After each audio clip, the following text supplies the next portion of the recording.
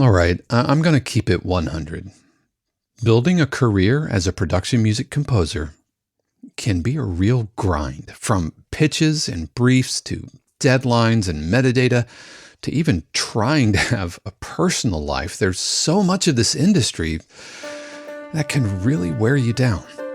And like death by a thousand cuts, these things work their way into your life and really can rob you of the joy of making a living, making music. So I want to talk about burnout, what could be causing it, and how we can work through it on this week's episode of the 52 Qs podcast.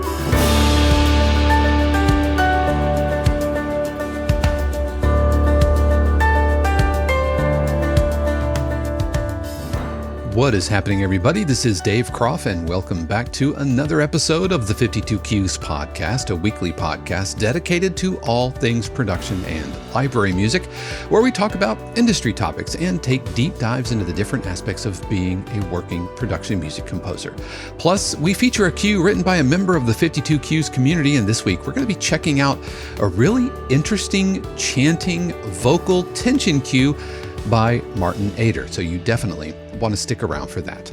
If this is your first time here, welcome. Whether you're watching on YouTube or listening to the audio podcast on the go, I just want to thank you for spending part of your day here with me.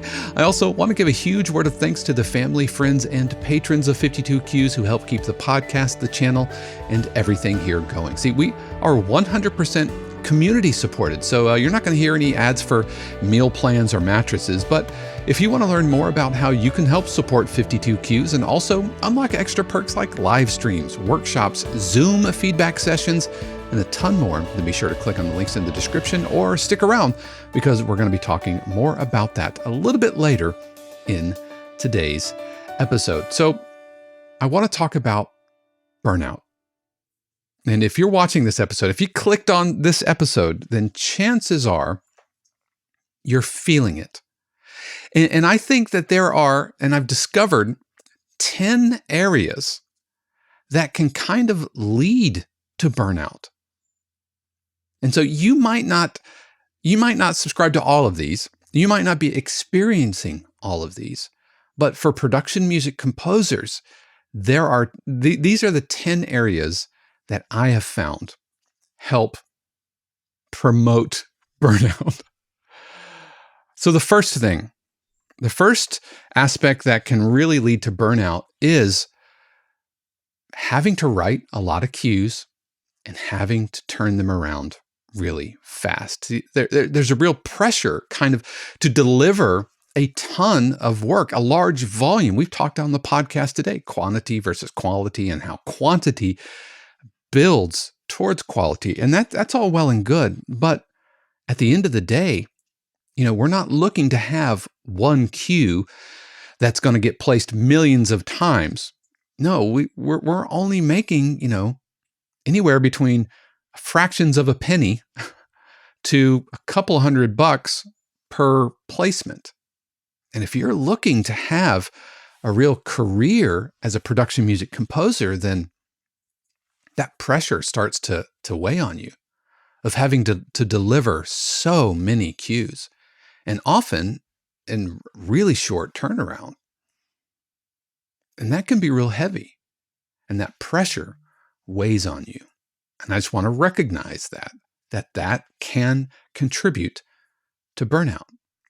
But how can we get through that? Well, the first thing I think we can do is we can be sure that we're really prioritizing our time management, right? And internally and in our own studio, in your calendar or whatever, we're creating a very realistic work schedule. We're making sure that we've budgeted our time so that when we have this project due and this project due, that we know exactly, or at least we have some idea of when we're going to accomplish it. This is one of the reasons I use Asana to help manage all of these moving parts. And if you don't know where the projects are in process, then you're having to keep all of those things in your mind at one time. I call these open loops. And actually I think that was from the Getting Things Done I think they call those open loops, which is why in the getting things done method, you write things down. You get it out of your brain, find a home for it that you can reference later. But prioritizing your time management and creating a schedule that you can stick to, right? That's one of the ways that we can overcome, this high volume with super fast turnaround. Another thing that we can do to work through that aspect of burnout is if you have large projects, break them down into smaller tasks, smaller deliverable items to yourself. So let's say you have an album, 10 tracks, 12 tracks, 15 tracks, however many. Break each track down into its component and don't try to do necessarily all of the writing and all of the mixing and all of the deliverables at once. I've talked before on the podcast about how these are kind of different parts of your brain, writing versus mixing. I feel like one's analytical and one's creative. And so if you can batch your creative tasks together and batch your administrative tasks together and batch your analytical tasks together, I think that's going to really help. And then finally, identify next, identify things that you can delegate. Are there things that maybe you shouldn't be doing? Last year, I found somebody who can come alongside me and help me with my metadata. And so if you can bring somebody on board that can help with certain aspects of the work, when possible, then do that. I've got somebody helping me out scheduling interviews for the podcast. I have an interview later today that was arranged by somebody who's assisting me. Because although I can do that, being able to find somebody that can come alongside me and help me take care of some of these tasks, it just frees you up. And then maybe you're not the person who should be, not just working on metadata, but should you be doing your own mixing and mastering? Is it worth exploring having somebody come alongside you, partnering with them, cutting them into the writer share, paying them however you want to compensate them? But maybe it's worth exploring that you can delegate some of those aspects of the projects. And then finally, to help work through burnout from just the sheer volume of queues and our deadlines is communicate. Communicate with your libraries on the front end. Be real with yourself. Set your expectations. Make sure that you're setting manageable expectations about deadlines. I am the chief of sinners here. Because I want to make everybody happy, and I have the desire to deliver things really fast. I want to over deliver, under promise. But if I'm being honest with myself, I missed that target. I think probably more than I hit it. So I've had to learn kind of the hard way to not overpromise. Yeah, that's my kryptonite right there, overpromising. And it's not just clients, overpromising, my wife or my family, overpromising the 52 Qs community, all of those things. I really have to check myself. But making sure that I am managing timelines. And here's the thing, the vast majority of your clients, especially, unless it's something like publishing up to CBS, where football season's going to start. You've got to hit those deadlines. But if you're working with a library and they're, working with you on an album and you can't hit a deadline, then communicate. Set a realistic deadline first. But then if you're not going to hit that, if you're not going to meet those deadlines and you're starting to feel the prickle in your soul about burnout, right? It's kind of starting to worm its way in. Then I think that's a sign to communicate and I need to tell myself to be better about communicating on the front end, not after I've missed a deadline, but hopefully long before. So that's the first thing, dealing with the sheer volume of cues we have to write and the deadlines we all often have to meet. That can lead to burnout. Another thing that can lead to burnout is just the repetitive nature of this job. I mean, we have to create similar sounding cues with very specific genres, styles, and we're having to adhere to established conventions. The way these cues are put together. You're writing, 10 or 15 dramedy cues. And it can feel like a grind, just writing the same cue over and over. Oh, here's another tension cue. Here's another sports cue.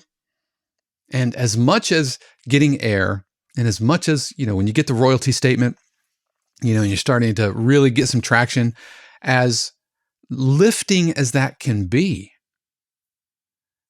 going back into the studio and thinking, well, that victory is short-lived because now I have to write more. That can lead you to burnout. Having to write the same cue over and over, and yet still be original, and yet still be unique. I saw a video the other day from a hip hop producer named Navi D, and it was a sliding spectrum of innovation, and so not necessarily originality, but innovation. And a really cool video. Really cool video. I will try to remember to put a link in the description or something if I can. But creating the same cue over and over can absolutely feel like a grind. I've mentioned on the show before how I play World of Warcraft, right? MMO RPG. And grinding is just part of the game. You're grinding for reputation with this faction. You're grinding to get that new piece of gear. You're grinding for gold so you can buy a new mount or something like that. So grinding is part of it. And the repetitive nature, I'm going to kill, 50 boars and I need this and that and quest after quest. And it can just really wear you down. So how do we get through that? How do we push through the burning out because of doing the same thing over, the repetitive nature? Well, first, are there ways that we can introduce variety within the confines that the library has given us, or the brief, or the album that we're writing? Like, can we come up with new instrument combinations? Or are there any new techniques? I was working on an album for a publisher, and they wanted kind of a dramedy album. And I'm like, okay, here's a dramedy album. I've done plenty of those. I've done hip hop dramedy before. I've done like Strat technique ukulele dramedy before. But I thought, you know what? Maybe Americana dramedy. So writing dramedy cues fused with harmonica and dulcimer and slide guitar and cigar box guitar and all of that. Just finding a new way, not just to have something unique to say, but to help with just the repetitive nature. Because as soon as I start bringing harmonica to the table, then my recording techniques change. I'm using different mics. I'm thinking of things differently. I'm bringing in kind of blues vocabulary into your typical dramedy form. And that was really helpful for me. Now, parenthetically, halfway through, the client decided that they didn't want pizzicato strings anymore.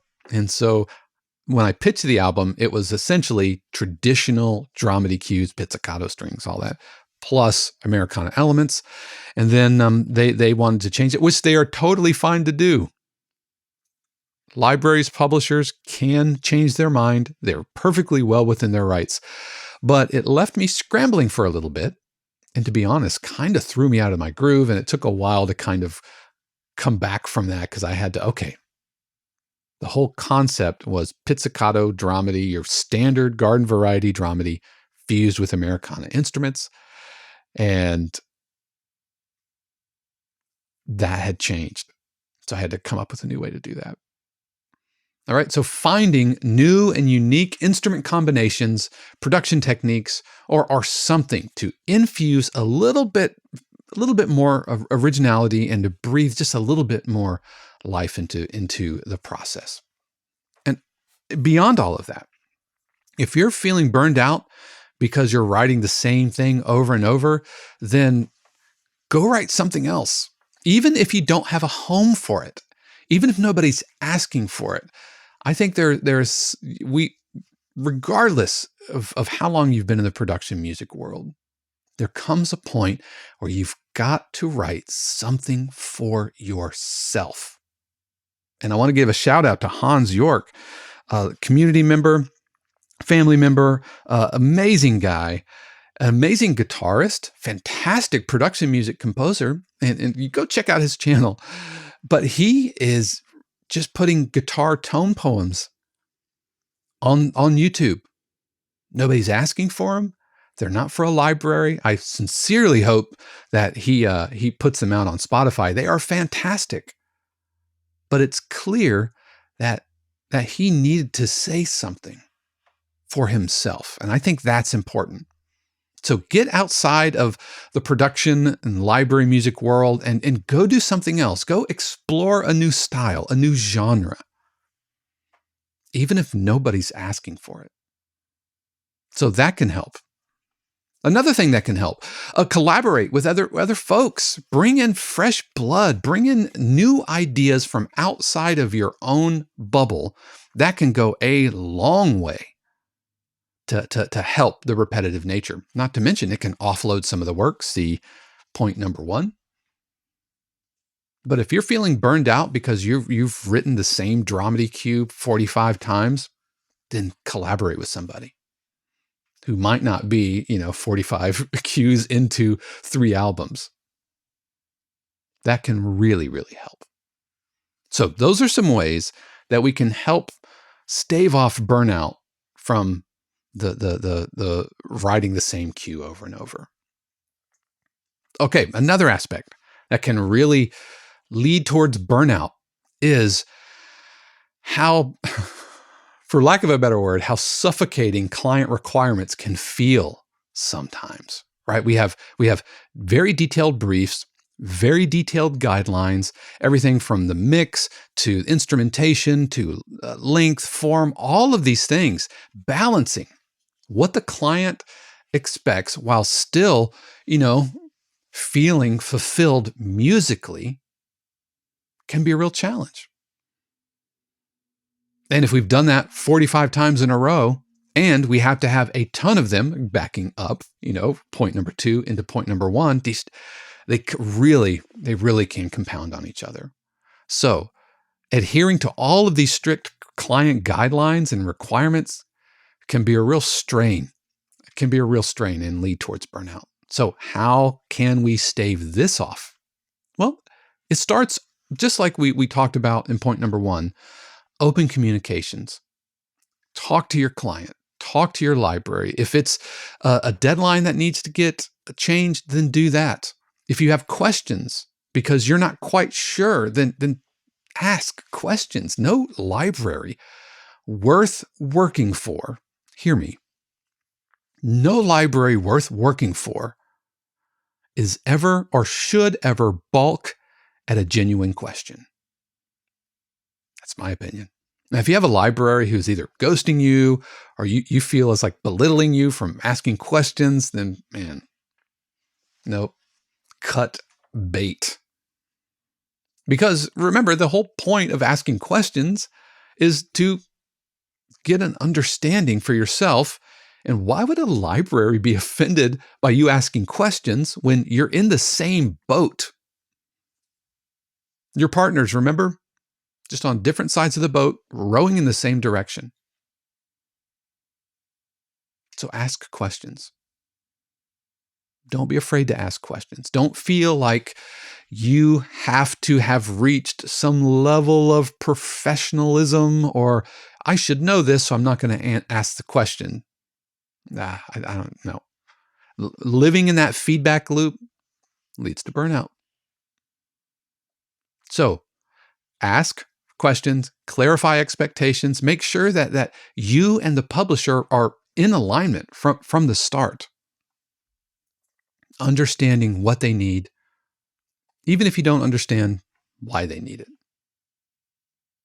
Which feeds into one of the points we mentioned earlier, which is realistic deadlines and deliverables. What does the queue need? What does this library need versus this library? Understanding that different libraries are going to want different things, and that's just the nature of the gig. And so we got to be cool with that. But you have some agency in these deadlines, I think. Well, for the most part, if you're dealing with like taxi briefs, that's a hard deadline. You can't call up Michael and say, "Hey, taxi, can I get this to you late?" No. But once you're working with the library, remember, it's a human being on the other side of the email address or the Zoom call. And so talk to them, be upfront, communicate, ask questions. And if you're unsure, or if you find things that are conflicting, don't guess, ask questions. And then finally, keep your publisher in the loop. Like provide progress updates. Not daily, but here's one of the things that I had somebody helping me out with a project, and I was kind of curious where they were with it. I was like, man, I haven't heard from this guy in a little bit, and so I wonder where they're at with it. And so I went into our shared Google Drive. It was a collaborator, and he was keeping detailed like progress notes in a Google Doc. That was amazing. And I highly encourage you, if you're collaborating with somebody on any type of project, having kind of a running, it reminded me of like a captain's log, because it read kind of first person, like, start date 583.3. I've just beamed Spock down to the planet, and he went back in time, right? It kind of read like that. It was very, very cool. It felt like a captain's log on Star Trek, but that was helpful. And so communicating with your publisher, keeping them posted. Again, if you're going to miss deadlines, talk about it. Where are you at? Ask your questions. So it's all about communications, which I think part of us, we get into the mindset that we should have this all figured out, and that I don't think that's a great place to be. All right, so the weight of all of the details from the clients that we have to carry, that can lead to burnout. Another aspect that can lead to burnout, always having kind of in the front of our mind that the cues we are writing have to be licensable. They have to work for the clients. They have to meet the brief. They have to, sit under the background, or sit under dialogue into the background. We have to think edit points and stop downs and form and structure. And is this a commercially viable piece of music? Beyond all the creativity, beyond the artistic merit, we're always thinking that this cue hopefully is going to get licensed and placed. It's got to appeal to supervisors and editors. And so the commodification of our music, which I think is necessary, can lead to burnout, because we're always trying to keep track of those things. So how can we overcome that? How can we work through that? Well, again, like we've talked about, if we're just focusing on commercial viability, then we have less and less of ourself. So balancing those considerations with having a cue that has some kind of personal fulfillment, right? What can I put a little bit of myself into this cue? And honestly, I think that's a requirement, especially with nascent AI technology coming in, and I think originality, innovation, and uniqueness is going to become the real currency in creative arts, because the AI is going to be able to generate the cookie cutter, low hanging fruit. I think AI is coming for those gigs first. But balancing those considerations, everything with having a little bit of unique, like in my cues, I always try to insert a little Dave into my cues. And if I'm doing right, it comes naturally and it works. And that Venn diagram, overlaps with what they're wanting. But even if not, having projects outside of the library music industry can help with that. Even if it's not music related. Go do something that runs concurrent with the cues you're trying to sell. For me, I dabble in novel writing. And this is the time of year where it starts kind of percolating. I don't know. It's got to be related to like the spring and early summer. I don't know. Maybe it's just floating in the pool and thinking about, I wonder if I could put this in my imaginary novel. But it may be painting. It could be gaming. It could be cycling, whatever. Doing something, for me, creative that runs parallel to creating music that I know I need to sell ultimately, then I find that really helps. It helps kind of stave off that burnout. And if you're feeling burned out because you're always thinking of this music has to be sellable, then try to find homes for the music that you're writing that fulfills you a little bit more artistically. And I mean, that's art with a lowercase a, not art with a capital A. So find libraries that jive with that want the music that you want to write. Because just focusing on music that is only sellable, chasing market trends, chasing whatever you think libraries want, you might get some short-term gain out of that. But, point number 2 or point number 1, the volume of cues, you're not going to be able to generate enough cues to really propel your career because you just don't like writing that kind of music. And that's okay, fam. It's all right. I've worked with several students. I had one student who is a music director and amazing pianist, accomplished theater musician. And I think he thought, I've got to write tension music because that's what production music composers do. I'm interested in it, but it's kind of out of my wheelhouse, so I'm going to dabble at it. And it was fine. Good cues. But where he really came alive is writing like piano music, doing like piano arrangements. Absolutely came alive. Had another student who similarly was thinking like, I want to be kind of like Thomas Newman-y kind of tension and intrigue. And it was great. But she was met with real internal resistance because it wasn't coming out of that place. But the moment she picked up her guitar, she came alive. But she's like, I always play guitar. I'm like, well, we'll do that. Find homes for the things that come out of you. And if you're in that place, then you're on your way to helping stave off burnout.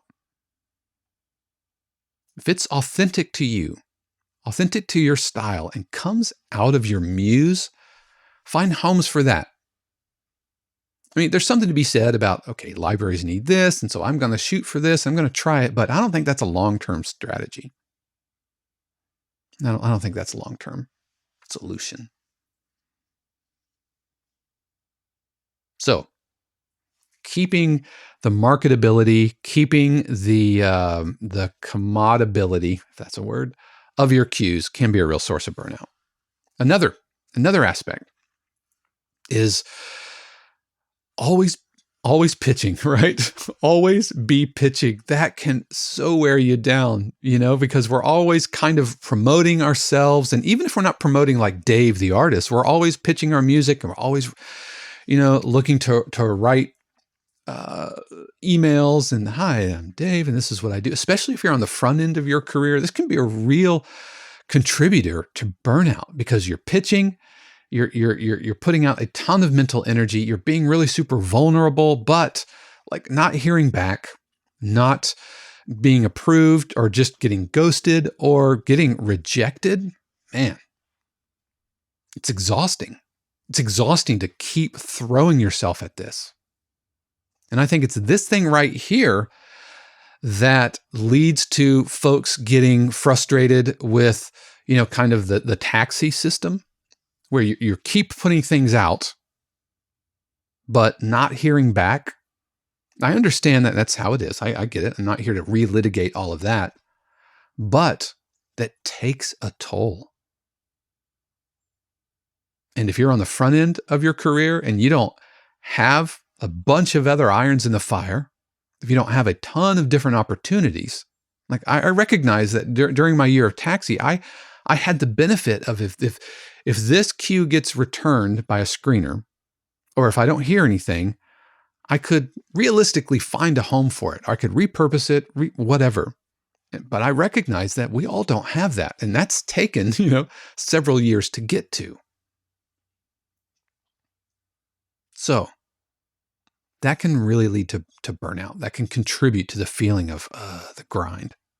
So how do we overcome that? Well, I think starting with being strategic, being strategic with where you're putting your energy to. I talked about this in my 80-20 video, of just really being laser focused on opportunities that are absolutely in your wheelhouse, that are center target for you and not just tangentially. And so if you're doing the taxi thing, not pitching to briefs which are just ancillarily interesting, but are really, really straight down the middle. It's going to be a strike for you. Even if you don't get the forward, or if you don't get signed, at least it's not going to contribute as much to that burnout feel, because not only are you getting a return, or you're feeling rejected, but you're feeling rejected on something that wasn't artistically fulfilling for you to begin with. Burnout. Yep. So being really targeted with your networking, being intentional with your networking, joining the PMA and going to their virtual networking seminars that they do, I think like once a month, Zoom sessions where you're all hanging out and you get put in a breakout room with publishers and PRO representatives and other composers. Yep, right there, exchanging LinkedIn profiles. Yeah, that's the relationship aspect. That is the currency. But having to do that, and you're just kind of casting all these wide nets, can absolutely kind of feed that burnout. All right. And another way that you can help stave this off is, is there anything that you can do to help manage those relationships? Like I was using Asana to manage my pitches for my year of taxi. So it's not necessarily project management and I have these, but it's this cue is here, it's pitched here, having a spreadsheet, having tools in place that can really help save your time and energy. That can help offset the workload, offset the feeling of burnout. Also, seeing what we were talking about earlier with time management, be really deliberate with your boundaries. Set aside specific times of the day and the week that you're going to do those things. We talked about, editing or mixing versus, writing. Likewise, with your marketing, don't have your email open all the time. Set aside a time, a block of time that you're going to send out emails, that you're going to pitch. Put it in its own spot so that it's not that open loop and always kind of chewing away at you. And also, if you need, pull back, rest, give yourself time to recharge. Give yourself time to recharge. But that continuous self-promotion, especially in the TikTok, Instagram era, where everybody is on, we're on all the time, aren't we? We're always talking or at least thinking about, do we have to have a brand? Do we have to have, an identity? Do we have to have a profile? What about this? And, if you sign up for a service or if you, sign up with an A&R service or something like that, then they're going to ask for your socials and your links and all of that. Yeah, it's draining. Even more so for me, as a production music composer, because I'm not necessarily like Dave the artist. Because I don't necessarily believe most libraries are looking for Dave the artist. They're looking for good cues that they can use. All right, so that idea, continuous self-promotion, can absolutely lead to burnout. Another thing that can lead to burnout, rejection.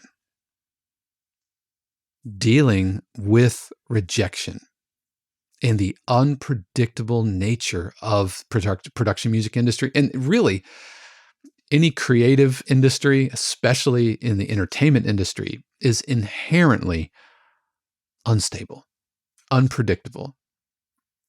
This was the root of the feeling like the taxi black hole, as it's been called, where you put a cue out there, you put a brief, and you never hear anything back. And even though it gets a forward, that's dealing with the unpredictability of the industry. Rejection, uncertainty can absolutely lead to burnout. And if you have several of these in a row, several cues, several pitches that go nowhere or get returned, or if you feel like you're getting note after note after note from the library, man, just really, really piles on, doesn't it? So how do we work through that? Well, first, embrace the uncertainty. Rejection's part of the gig. It's part of the gig. That was the big takeaway from my interview with Michael Lasco of Taxi, was that's how it is. And on some level, like, I don't think we just need to always accept that that's the industry at face value, because I think there are opportunities for change and improvement and everything. But on the other hand, letting it really stick on you and worm its way into your spirit, soul, muse, or whatever, that's the burnout fuel. So kind of embracing it. I talked about this a little bit on one of my moto vlogs, where I'm on a motorcycle, and if traffic is being really aggressive, I just have to ease off the throttle. And so for me, embracing rejection is kind of like easing off the throttle, believing in the best, hoping for the best, but understanding that getting returns, not hearing back, having people say no, that doesn't mean, it's not a reflection of you. It's not a reflection of your personal worth. No, it's part of the industry. It's not to say that there might not be areas of improvement, but understanding that when your cue gets rejected, it's not rejecting you. Hear me.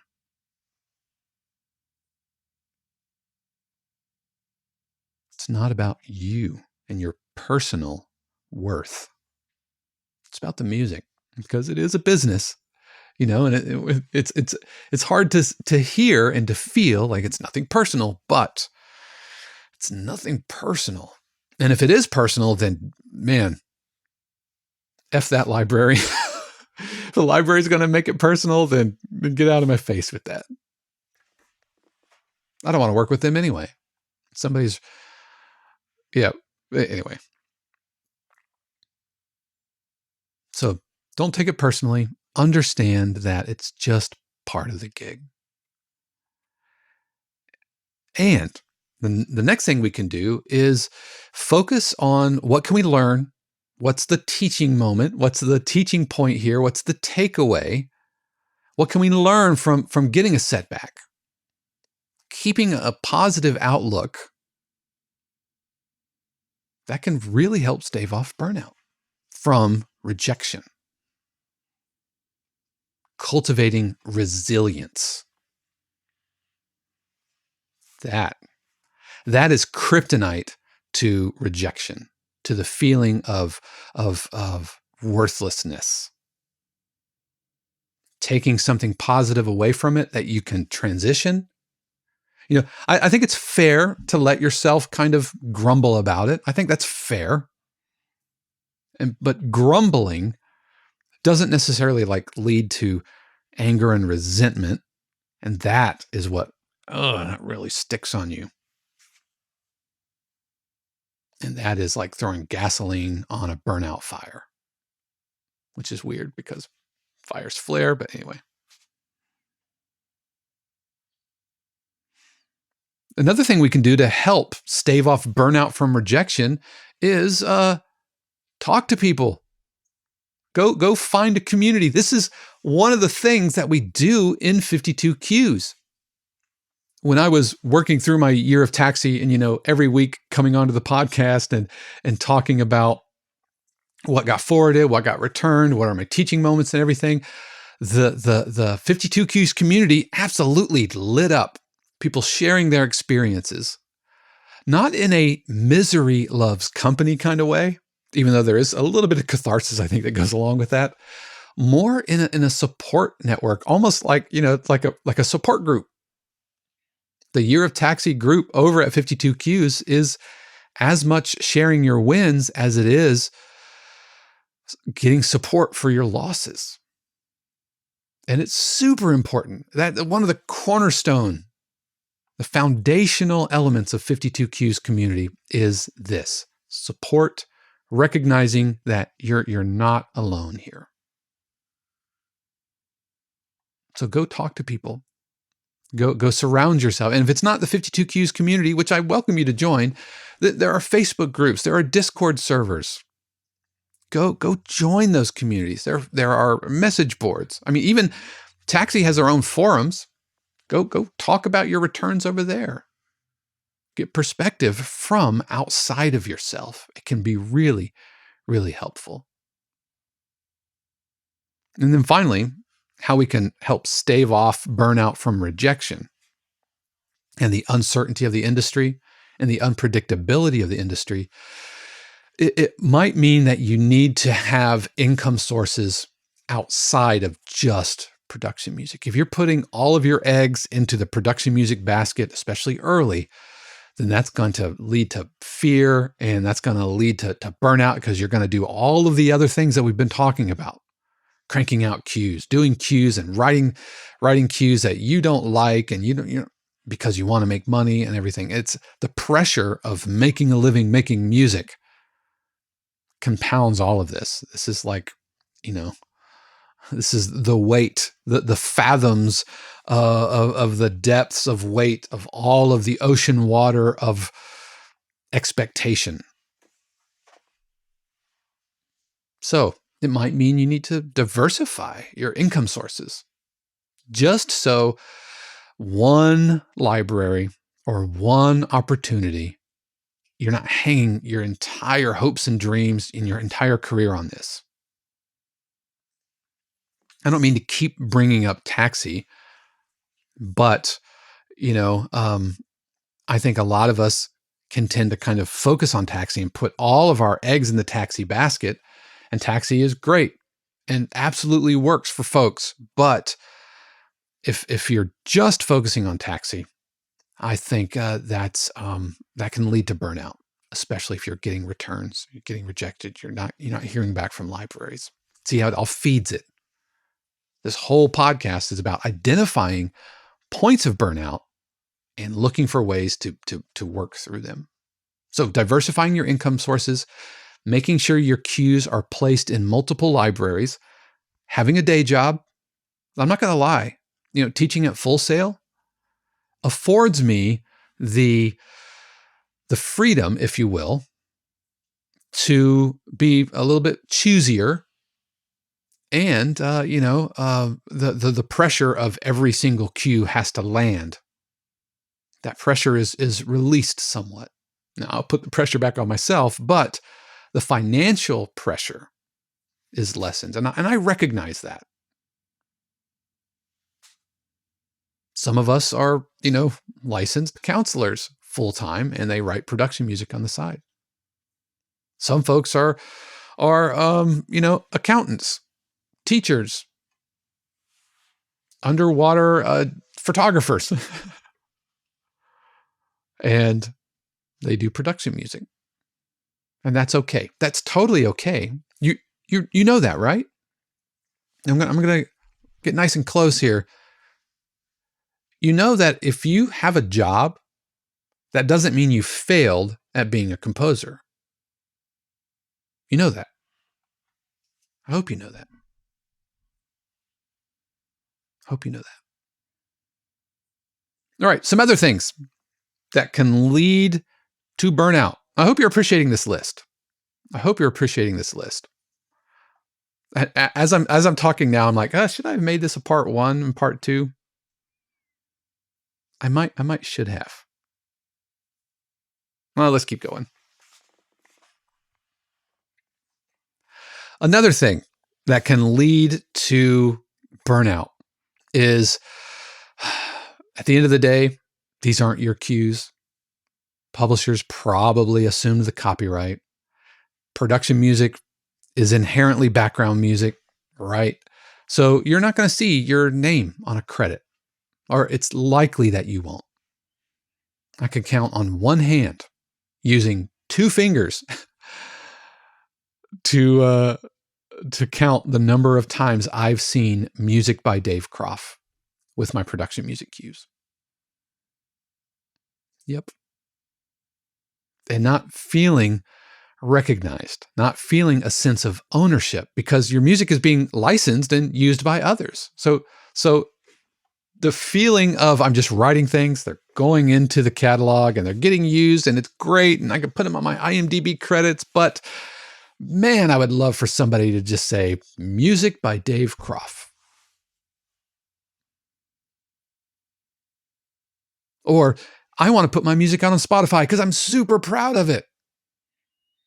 I have, nearly 400 sports cues published, I think. And I don't have the copyright for any of those. I'd love to put them out on Spotify. I'd love to point you to them, not because I want 1 million Spotify streams, but because I'm super proud of them. But I can't, because I don't own those copyrights. The library could choose to do that, but that's not his business to publish records on Spotify. His business is to get music on CBS.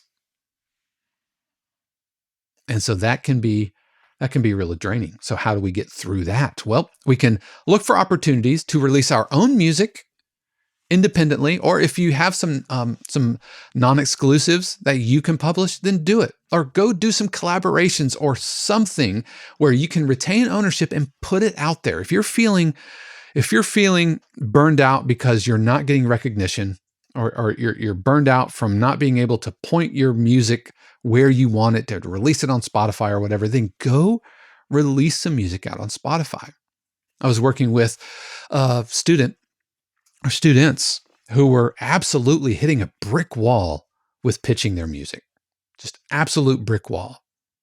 And after a series of returns, I said, okay, let's put a pause in this, because it's really undermining your confidence. It's undermining your whole desire to do this. And it was good stuff. So I said, let's focus on just writing something for yourself and releasing it yourself. Put it out on Spotify. Don't wait for a screener or a library to validate you. Go take agency. And they did it, and it's released. It's fantastic. So put it out yourself. If you're wanting more recognition, then focus on opportunities that will give you that. It might be competitions, Spitfire competitions or some kind of showcase or something. If you're looking for recognition and exposure, there are opportunities out there.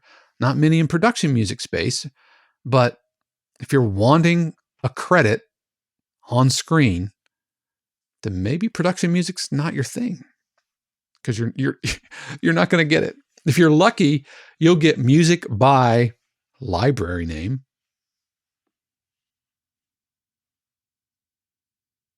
This is one of the reasons I fill out my IMDb. I'll find a placement either on a cue sheet or TuneSat or whatever, and then I'll go add it to my IMDb.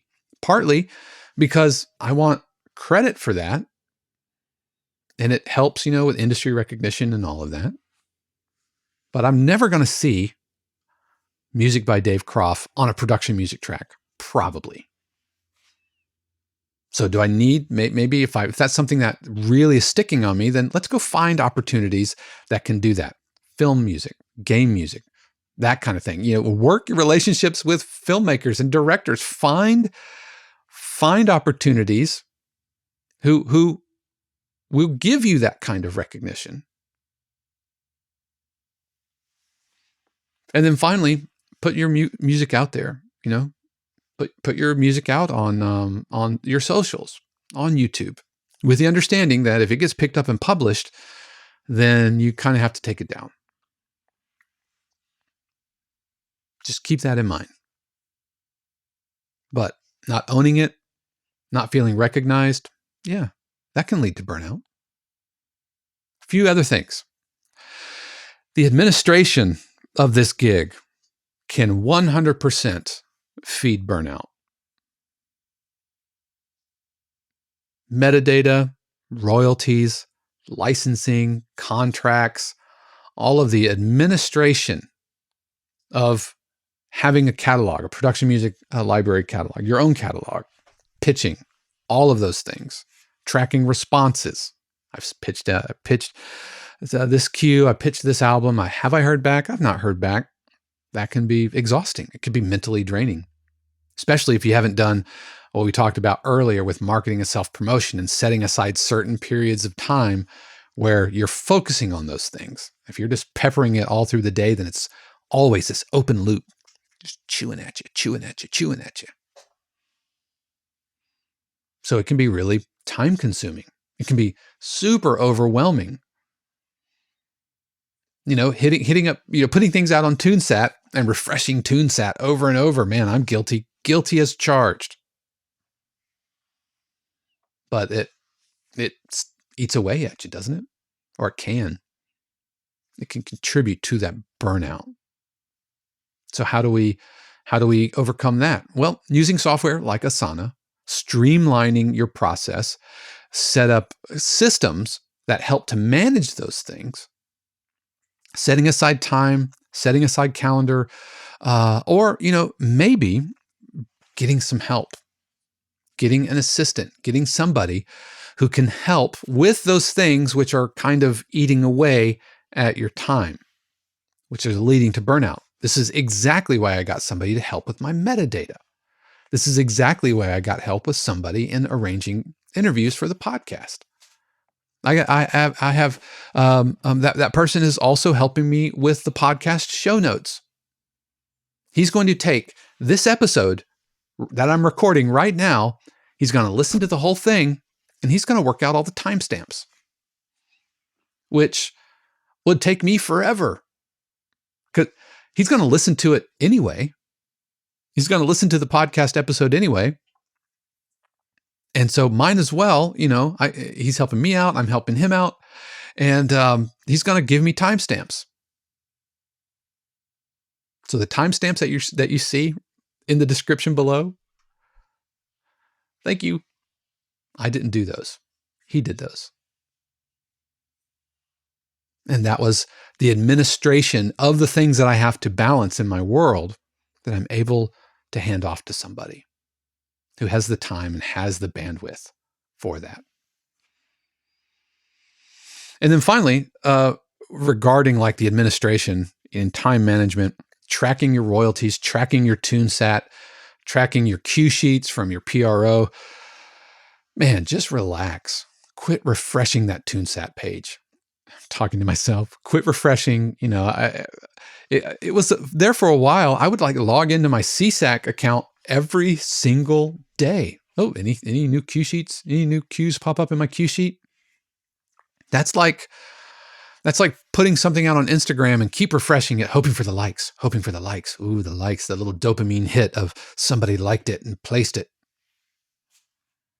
Maybe check it once a week, once a month, whatever. But don't babysit those things. Just let it go. Tracking, royalties and tracking placements. I get it. It's exciting when you get a placement, but tracking it constantly absolutely feeds into that burnout. All right. Two more to go. Competition. How competitive this industry can be, because there are many composers all pitching for the same opportunities. Again, taxi. They put out a brief. They need this, and then everybody fires their cues at it. And so there's this pressure to stand out, to land gigs, to compete with other folks. There's always a new plugin to buy that you have to get because it's going to increase your productivity, or it's going to make you sound professional, or realizing that I have to up my production music game because I have to compete. My mixes have to be better, or they have to compete with other composers. That can be competition, from beating out other folks for landing projects, to sounding better, to educating yourself. Yep, that can absolutely gasoline on the burnout fire. So how do you overcome that? Well, start by focusing on yourself, focusing on growth, focusing on improving yourself rather than comparing yourself. Improving yourself and not comparing yourself. I feel like we have a really good thing going on with our family members. We meet every single Tuesday and we have a feedback session. It's live via Zoom. Folks submit their cues and I provide feedback, not unlike I'm going to do here in just a minute for Martin EDER. But it's a complete open opportunity for folks to listen, to provide feedback. I give feedback. People are super vulnerable and transparent, but I know it feels weird. It's a safe place to put yourself out there. And it's super supportive. But I have found out, and I'm pleasantly, surprised, not really surprised, but I'm happy to report that environment isn't one of comparison. It's one of support. And that's fantastic. Because when you hear something, if it's like two folks submitting hip hop cues, and one is like really banging, the other one needs some work. The one that needs to work, I don't think they're going, oh man, that other guy's was so much better than mine. It's more like, wow, that other guy's was great. How can I make myself into a better version of myself? I mentioned earlier how with rising AI and everything, how we can help compete and not feel burnout is making sure that we're including the thing that makes you unique and that makes your sound kind of set apart. Is there a thing? And you might not have discovered it yet. For me, I've discovered it's my use of rhythms and percussion and kind of textures. There's always some kind of, kind of percolating something or other. It's just kind of my style. And I just thought this is like, I'm just going to keep doing this. And then later I was playing some cues for a fellow composer and they said, yep, that sounds like a Dave cue. I'm like, oh, you mean that in the bad way? He's like, no, not at all. This is your style. This is your unique fingerprints on this cue. That's what helps separates you from other composers. And when that's really working is when libraries want and need those things. So maybe it's guitar, or maybe it's piano. Maybe it's running contrary to what you think you should be doing.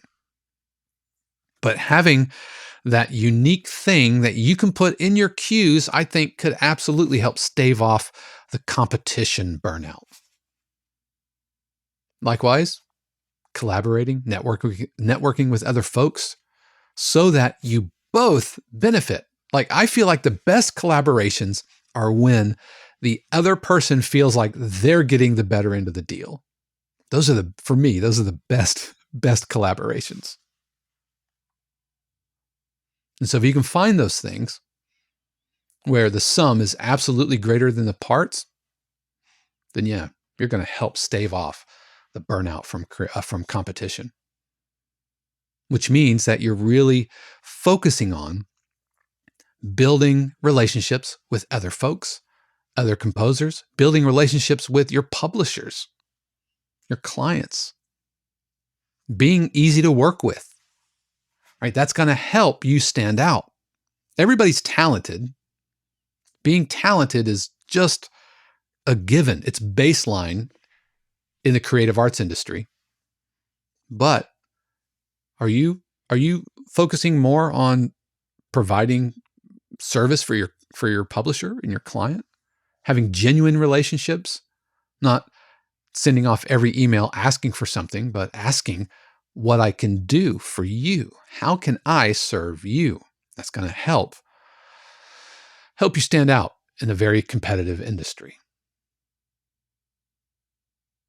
And then finally, which I think is, even though this is number 10, I think it's one of the biggest ones, which is balancing your work and life relationship. Deadlines, high volume of work, financial burdens, all of those, everything we've talked about so far, it puts a ton of pressure, which is going to just chew away at your time and can absolutely destroy your relationships with those you love. If we sacrifice everything at the altar of the music, well, let's just say, friends, that's not how I want to live. That's not how I'm not choosing to live. And some people do. The music history is full of those amazing artists who sacrifice everything in the name of their art, but what they have is a trail of bodies behind them, a trail of fractured, broken relationships that, for me, that's too steep of a price. It's too high of a price. Which is why, although my alarm went off at 4 a.m. today, and I'm going to be here in the studio until probably 7 or 8 tonight, come Saturday, I don't work. Nope. I don't do interviews. I don't do students. You cannot book a one-on-one session with me on a Saturday. Really, I don't think any amount of money would change that. Well, okay, if I'm being honest, somebody says $1 million for 1 hour with Dave on a Saturday morning. Yep, I think Shannon would be cool with this. And it's not just about Shannon. It's not just about making the happy wife, happy life. It's not that. It's that if you're torching all of your relationships, then what are we doing this for? Why are we working so hard just so we can get on to the next thing and work hard? At some point, I feel like you have to enjoy the life you're looking to build. And if that life consists of nothing than staying in this room, for me, not worth it. Nope. So come Saturday morning, I'm going to go get my McDonald's.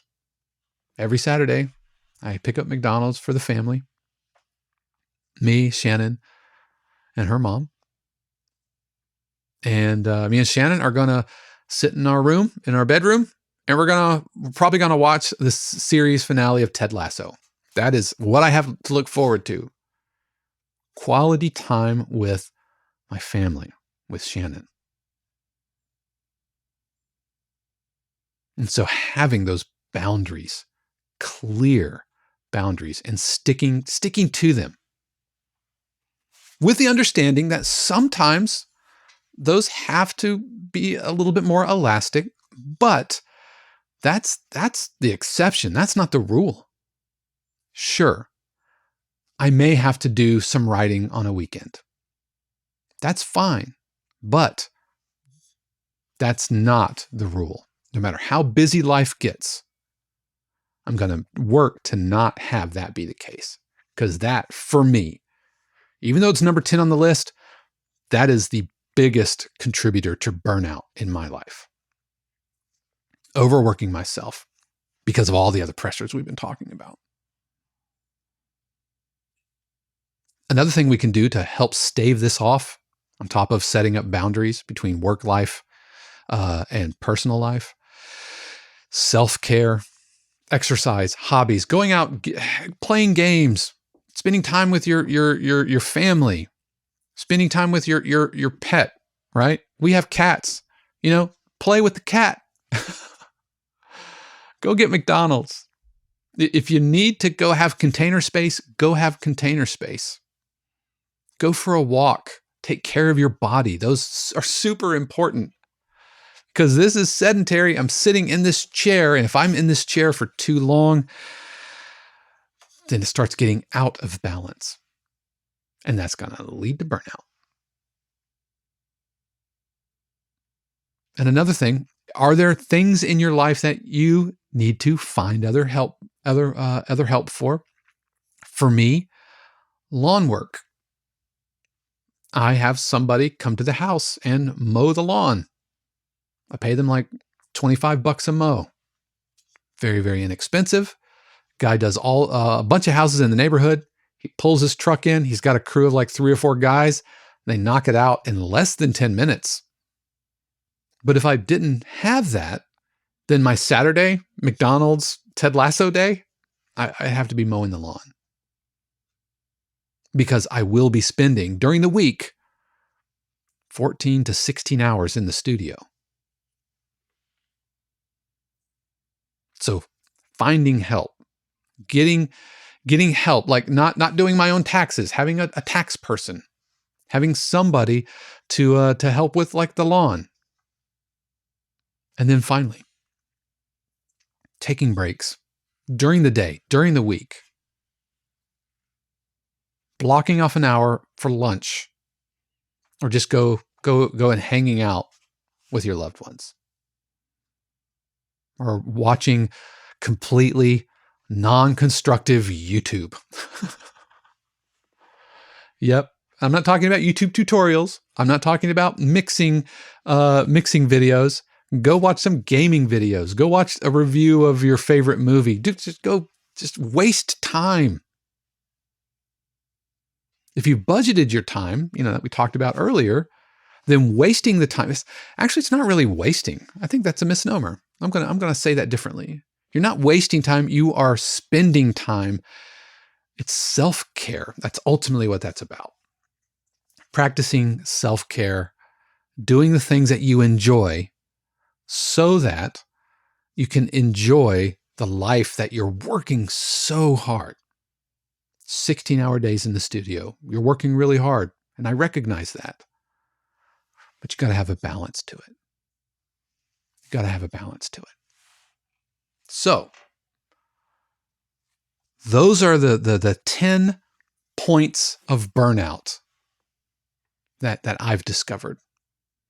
The sheer volume of cues, deadlines, how we have to write the same cue over and over, how clients will tell us what they want when they want it, how we have to make sure that our cues are always sellable, how we're always looking to promote, to pitch, rejection, uncertainty, the fact that we're not getting credit, we don't necessarily own these cues, all the administration of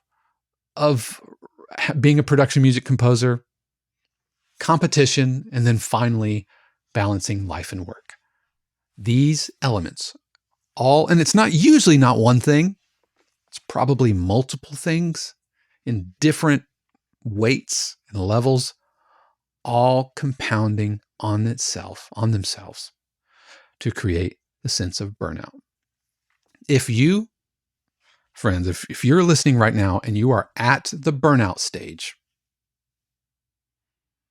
I would recommend that you immediately triage what needs to immediately happen. Take care of immediate obligations, immediate commitments, and self-care.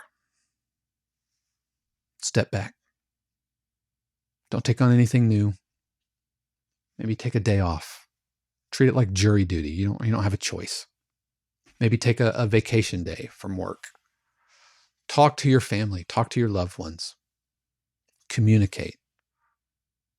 You don't have to go into detail, so you need to tell your boss or whatever. But if you don't treat your burnout now, you can't work your way through burnout. Because one way or the other, your body, your psyche, your spirit, soul, muse, whatever, they're going to take care of it for you. And I want to help you avoid that. But I'd love to hear your thoughts. Where are you at with burnout? Is it something that you've experienced? Have you found a really good way to work through it yourself? I'd love to hear from you. Please let me know in the comments below. I do read those, and I would love to hear from you. Absolutely love to hear from you. So we're going to take a quick break, and we're going to hear from Mrs. 52Q's Shannon Croft, who's going to tell us all about how you can join the 52Q's community and maybe do some of those things that we talked about, getting in a community and helping get support. But when we return, we're going to be checking out a really interesting vocal, meditative, chanting kind of tension cue from longtime supporter and community member Martin Ader. Hey y'all, I'm Shannon Croft, and I want to tell you that the 52Qs podcast is made possible by viewers and listeners just like you, composers and producers who are looking for a better way to connect and collaborate. You see, 52Qs isn't just another website selling static, pre-recorded videos to a mass audience. It's a fun, vibrant, and positive community that comes together online for sharing cues, getting feedback, and discussing what's up in the production music industry. You'll find both personalized feedback and live interaction, which are the best and fastest ways to grow your skills and earn more placements. The best part is that the 52Qs community is absolutely free. And when you're ready to take your career to the next level, we offer friends and family subscriptions, which unlock weekly live streams, live interactive group feedback sessions, monthly interactive workshops, and more. Head over to 52qs.com and sign up today. And while you're there, check out our personalized feedback videos, private lessons, and of course, merch. I can't wait to see you at 52qs.com.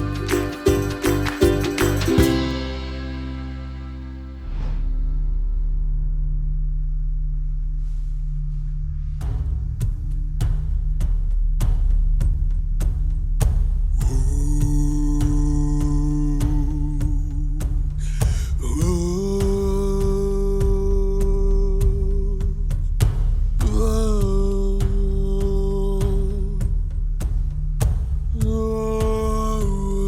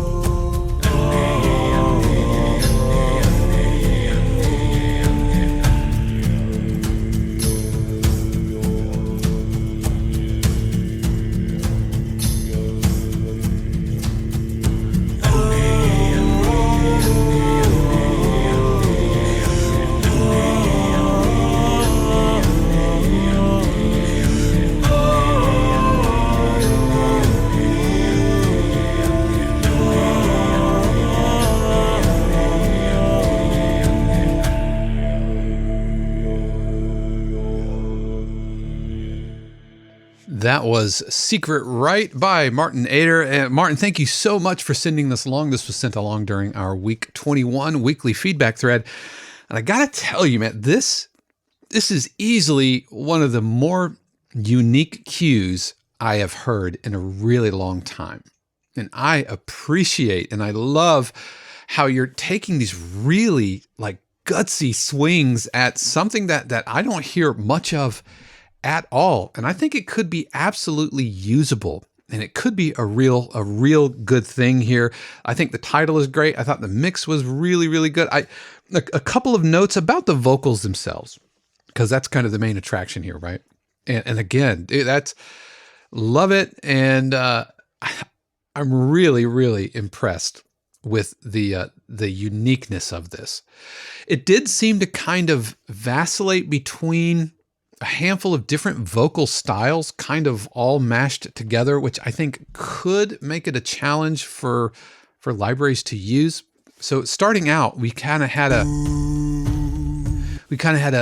more of a glottal kind of that kind of thing, which is fine. Wasn't my favorite, but we kind of started out with that way. It felt a little bit more, I don't know, just a little bit throatier. Yeah.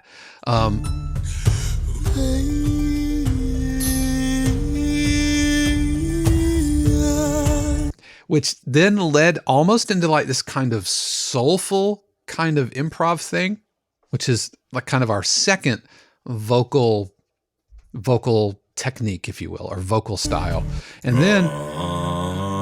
then we went into like this chant section, which sounded like, medieval kind of chant, which I thought was really cool. Yeah, this is like freaking monks.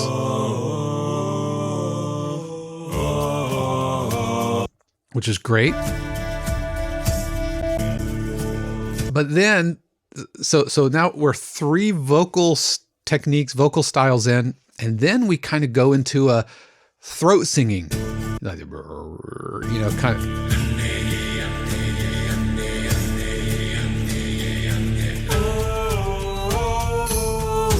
And then we bring kind of female vocals into it. And so at the end of the day, I absolutely applaud your courage. And not to mention, it's well executed. I love all the melodic lines and everything. I think this is all working. But I feel like from a library standpoint, this is going to be a challenge because we're stepping through these different types of vocal techniques. So if a library was looking for like a Tibetan throat singing, or like overtone throat singing, that kind of thing, they might have a little slice of it, but they're not going to have long. Or if they're wanting, something that sounds like a medieval chant or a monk, they're going to have it, but not much of it. If they're wanting something like, then they're going to have it again, but not much of it. What's the solution? I don't know. Part of me thinks that we need to pick a lane and drive in it. But as it is right now, I feel like we're going a little bit kind of all over the map. It's like, here are all of it. It feels like a sampler of very cool, well executed vocalizations kind of things in one cue.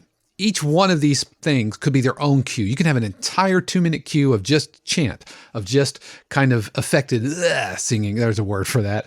Of like throat singing, of mixed male-female choir thing. I think we should probably lean towards the throat singing, tribal kind of thing here. I think that's the direction we should go. It's called Secret Rite, and I think that's going to work really well, like a Survivor show or some other kind of wilderness show where they're in danger or whatever. So that's the lane that I would pick for this. And then take these other things and make their own cue. You need an entire cue of that. Not to mention just the vocal prowess of nailing those. Speaking of nailing those, there are a couple of spots of either auto-tuning or pitch correction or pitch manipulation. Because the vocals are so exposed, I thought they were a little sus, as the kids say. Yeah, this feels like pitch manipulation. Yeah, and it feels like auto-tune or something is trying to land it. And also make sure that we have a nice clean, sneak that in a little bit more. It felt like that intro wasn't as clean as it could be. I don't know if there's a click or something like that. So a little bit of auto-tuning, and I think it's too loud in the mix, especially once things get cooking. Like here, the drums are the main attraction there. The vocals are just patty kind of stuff, because a library is probably going to dial into, you know, I'm sorry, your time on the island has ended, and all the vocals. Like if we put it really low in the mix, for how those vocals are just like in my face. I can't get away from those vocals. So I would back the vocals down. I think they need much more reverb. They're a little dry.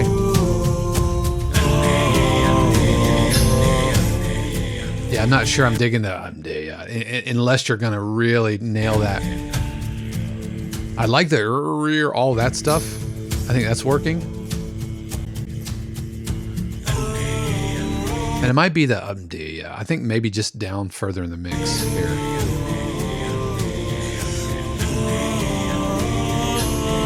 Oh, and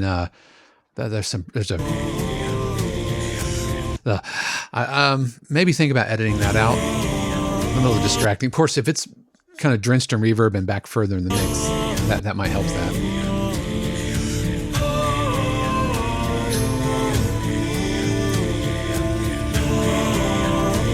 Mostly because the breath noises are inconsistent. I don't consistently hear them, and so when I do hear it, it feels a little distracting.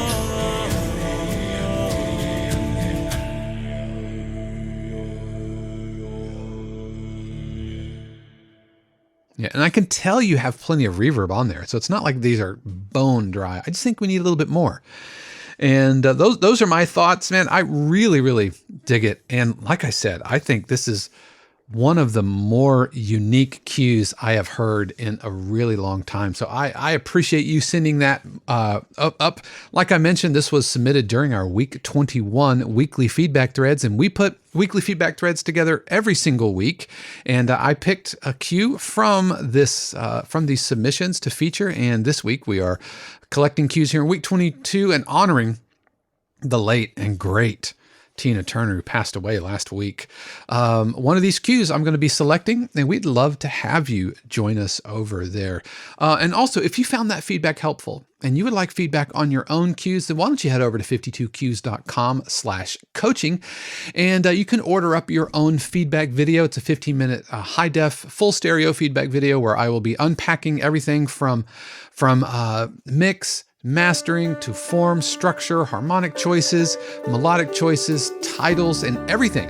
Then head over to 52cues.com/coaching. And while you're there, you can also check out my one-on-one coaching sessions if you want to book a Zoom session one-on-one. And you can sign up to be notified when our mastermind, or summer mastermind, opens up. And that's going to be opening up, I think next week, because the summer mastermind will start in July. But that is going to do it for me. Thank you so much for joining me. I really, really do appreciate you. And if you haven't already, do all the standard YouTube stuff. Subscribe, hit the like, the bell notification, I'm out of practice, the thumbs up, leave a comment below. Believe it or not, it really helps other composers find the channel. So I would appreciate it if you could help us out that way. But you definitely want to tune in next week, where I will be joined by Robbie Hancock, composer and the owner and coordinator of Sink or Swim Music, who has a weekend conference coming up later in June. We're going to have him next week talk about the conference and how you can join in on this virtual production music conference. Would absolutely love to have you join us. But that's going to do it for me. Again, for the family, friends, and patrons, thank you so much for your support. Would not be able to do this without your help. And even if you're not a patron or a family or friend subscriber, please know that I appreciate you, and thanks for watching. But that's going to do it. I hope you've had a good week 21, and I know that your week 22 is going to be great. How do I know that? Friends, because I know, trust, and believe that the universe has amazing plans just for you. Until next time, peace. The 52 Qs podcast is copyright 2023 818 Studios, all rights reserved. The music played on the podcast is copyright of their respective owners and is used with permission and for educational purposes only. For more information, including joining the community and submitting your cue for consideration on the podcast, head over to 52qs.com.